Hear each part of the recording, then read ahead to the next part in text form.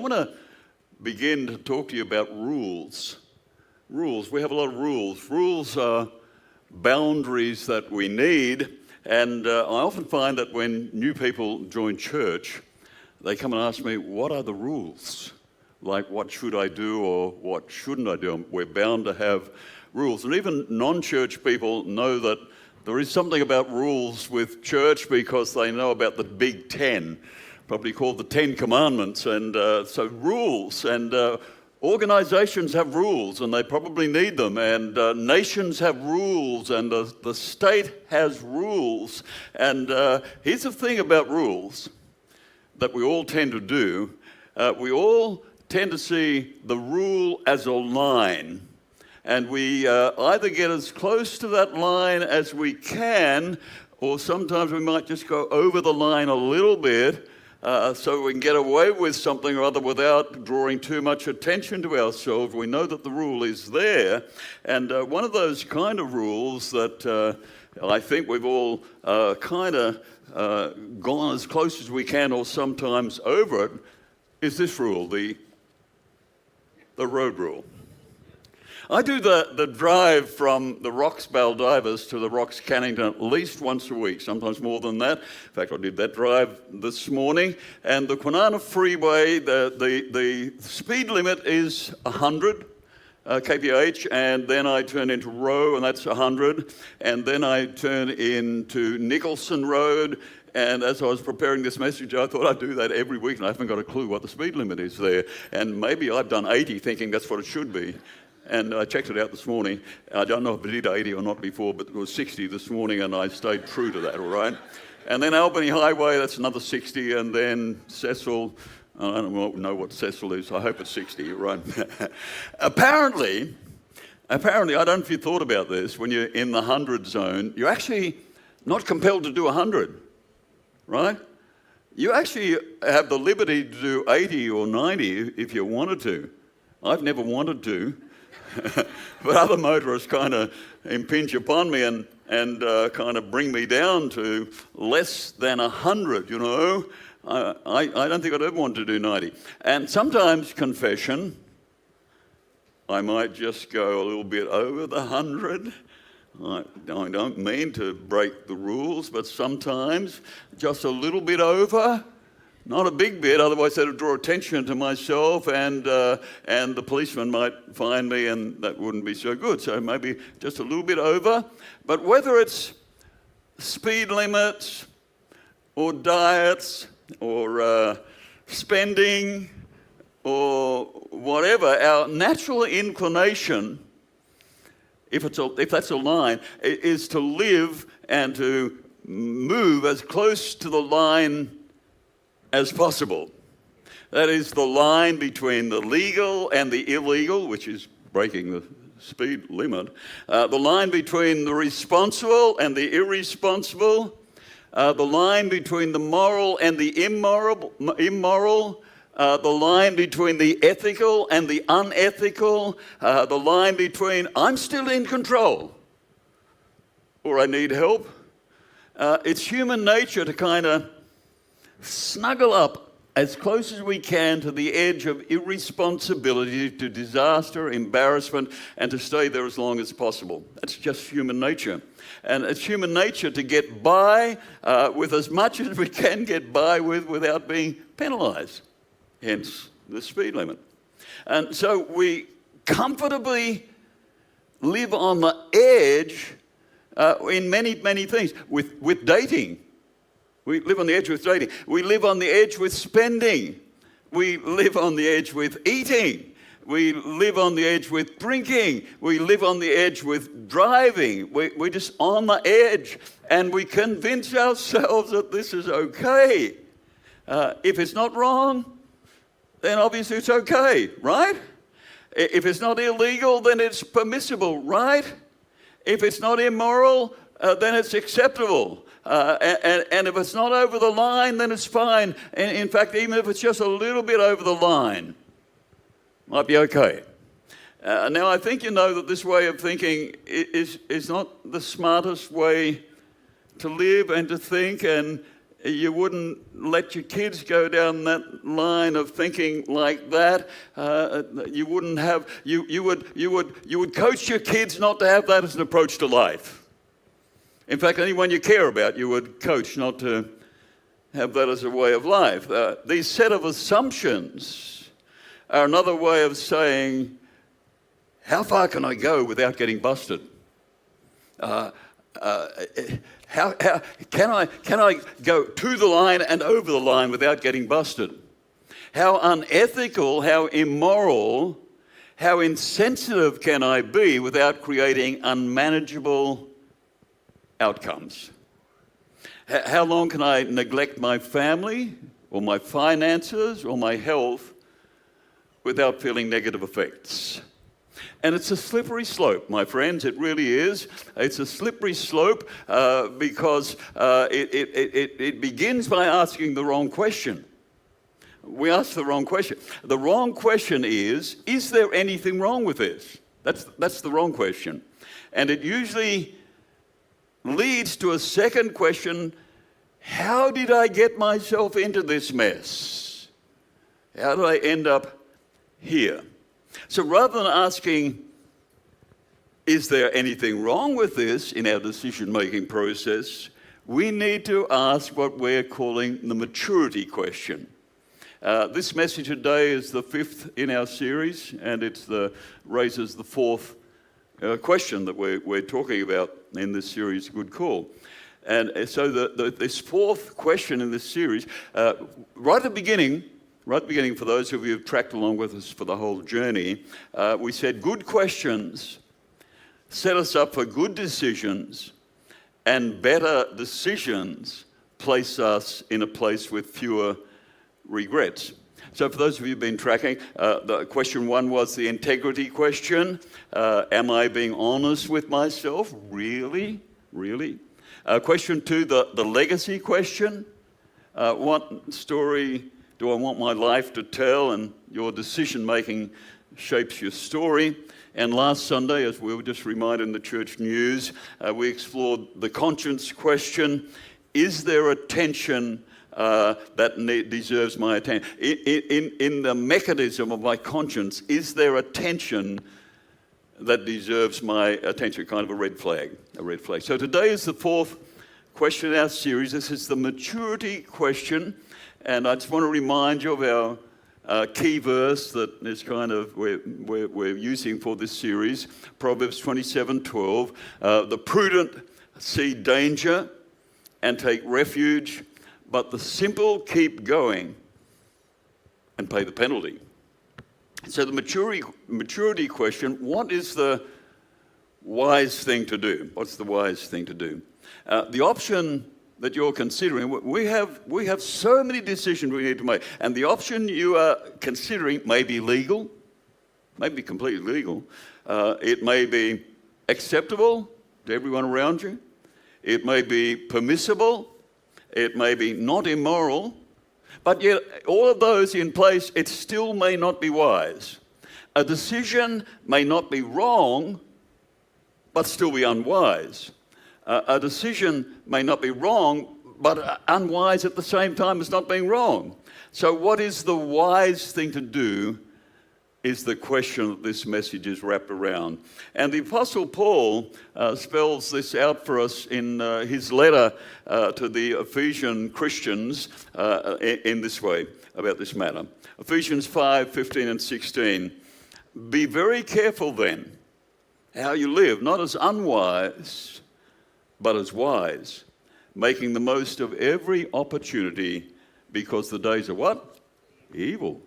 So while a lot has improved since the first century, it seems that ancient folks and today's people, whether you lived in Ephesus or in Cannington or Baldivis, wherever you might live, ancient folks and modern folks are equally prone to live carelessly and unwisely and snuggle up to the edge of the line.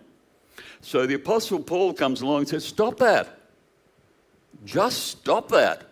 He says, I want you to be careful how you live. I want you to be wise. And so our question is, what is the wise thing to do? What is the wise thing to do? Paul writes, make the most of every opportunity. And the New Testament, your New Testament was originally written in Greek. That was the universal language of the day. And so the apostles wrote in the Greek. And the New Testament Greek, literally the Greek phrase, make the most of every opportunity, could also be translated redeeming the time. And some of your translations will say that.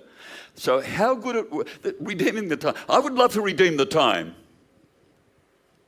If I could turn the clock back. No, I want to go further back, the calendar. If I would never have bought that property that cost me a bundle. I would never have bought that. I would like to go back there and not buy that property. I would buy a different property. I would like to sell that property before I even bought it. I want to redeem the time. How good would it be if you could turn back time after a foolish decision and go back and make a better decision that has a better outcome? That's what I'd like to do. I'd like to come back. And so Paul is inviting us to invest our time wisely from this moment on. Think about it. Invest it wisely from today forward.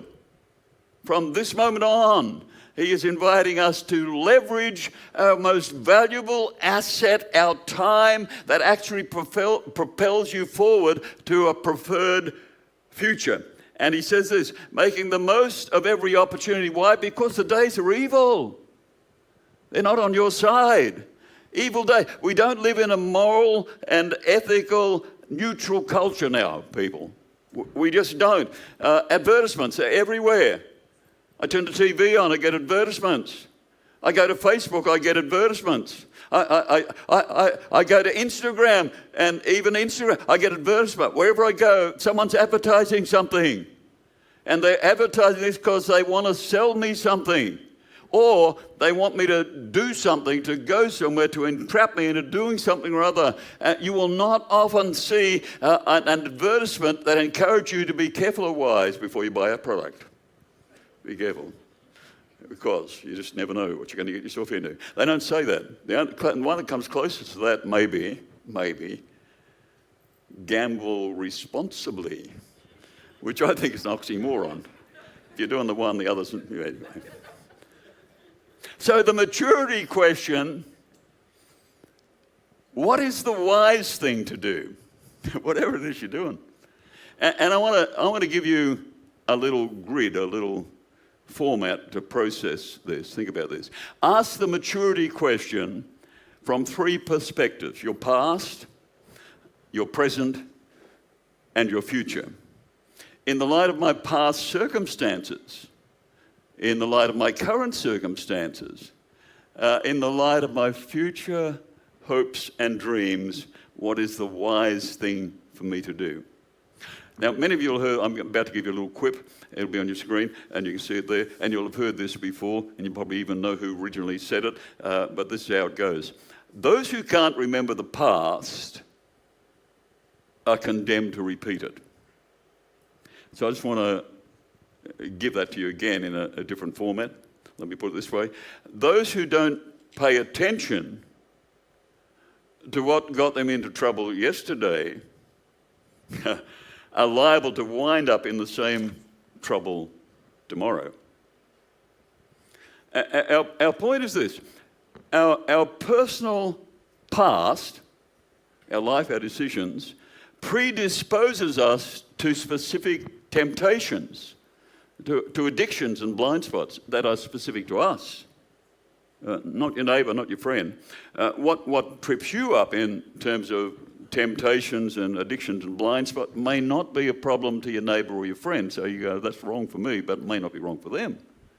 If you had a problem with alcohol, stay away from the bar. Don't go near the pub. Stay away from the bottle. If you had a problem with gambling, then I'm not sure why you're going to the Crown. It's probably not the place for you, you know.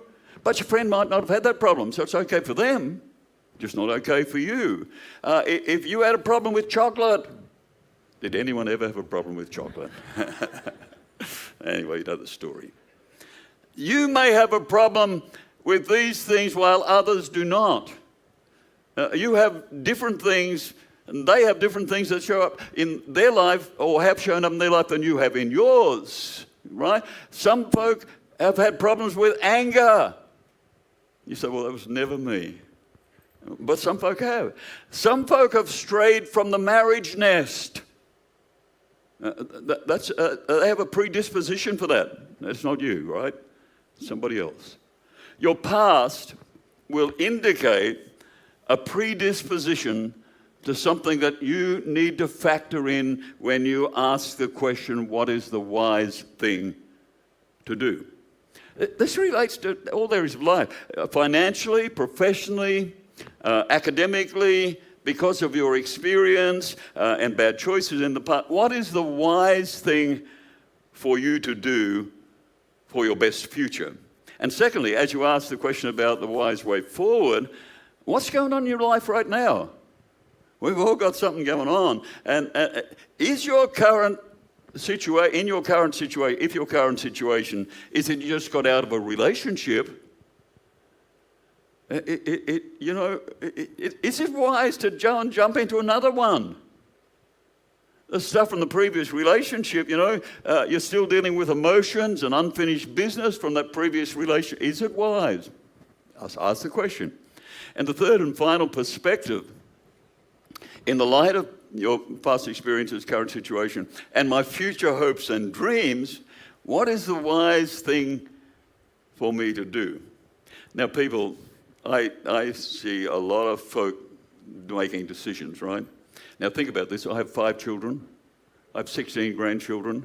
And I just inherited 2 great-grandchildren because my 25-year-old grandson, he's in relationship with his partner, and she brought 2 little kids to the equation, and they try to call me great-granddad, and they can't say it. They're too little, and so they call me Gigi. And I'm okay. I don't mind being their horse, Gigi. So I think about these. I've got a tribe, right? You add all that lot up. 5 kids, 16 grandkids, 2 great-grandkids. I've got a tribe for lunch on a Christmas day, yeah? I really do. And in addition to that, I have been now pastoring for 45 years, right? What we got in church life is sheep and lambs, right? The flock, you're all sheep and lamb. So that's a lot of sheep and lambs that I've had contact with, and that the numbers don't seem to dissipate. What breaks my heart is watching these people, whether they're my family, my friends, or my sheep, or my lambs, making stupid decisions that are going to wreck their lives. And when I see that, it just breaks my heart. Because I know what they think. I made a dumb decision. I had someone in my office. I had people and they made dumb decisions, and they think that dumb decision is just going to be momentarily impact their life, and then next week it's all going to be good again. They're going to be back to normal. Some of those dumb decisions are going to impact them for years and decades negatively. Breaks my heart. You think about that. It's not as if they're just, we'll get over that next week. Some of them are not going to be like that at all. Now, I want to look at the future. It's the past, the present, and the future. That's the grid. The chances are that you have some idea of what your future should look like, right? You have a dream. You have a grandiose dream, perhaps. You have a mental picture of a preferred future. But your decisions now could wreck that picture, could wreck the picture of a preferred future. Poor decisions will not help you realize your dream. I want to say, please do dream big dreams. Have a dream for your life, for your family, for your future. Dream big dreams. But know this, life is stacked against dreams. And life is stacked against dreamers. Life is hard on dreams. There is always a headwind against dreams. So what is the wise thing to do? Let's diminish the headwind.